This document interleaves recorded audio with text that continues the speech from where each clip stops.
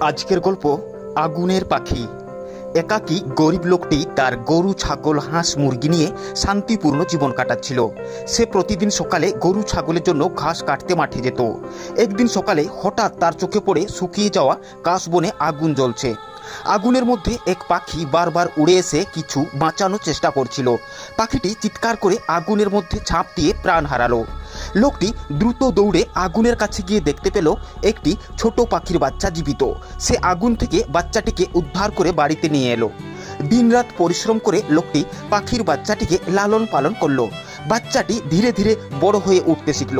একদিন লোকটি পাখিটিকে জঙ্গলে ছেড়ে দিল, যেন সে মুক্তি পায়। পাখিটি উড়ে গেল মুক্ত আকাশে। লোকটি চোখে আনন্দের জল। কয়েক মাস পর লোকটির শরীরে বড় ধরনের রোগ ধরা পড়ল। অপারেশনের জন্য প্রচুর টাকা দরকার, কিন্তু তার কাছে সঞ্চয় কম। পাড়া প্রতিবেশীর কাছ থেকে সামান্য সাহায্য পেলেও টাকা যথেষ্ট হলো না। লোকটির অবস্থা দিন দিন খারাপ হতে লাগলো।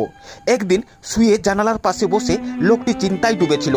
হঠাৎ সেই পাখিটি ফিরে এলো, মুখে একটি লাল রঙের থলে নিয়ে। পাখিটি থলেটি লোকটির হাতে দিল এবং উড়ে গেল। লোকটি থলেটি খুলে দেখে ভেতরে স্বর্ণমুদ্রা ভর্তি। লোকটি অবাক হয়ে ধন্যবাদ জানিয়ে বুঝল, নিঃস্বার্থ ভালোবাসার প্রতিদান একদিন না একদিন ফিরে আসেই। সত্যিকারের সহানুভূতি ও ভালোবাসা কখনো বৃথা যায় না।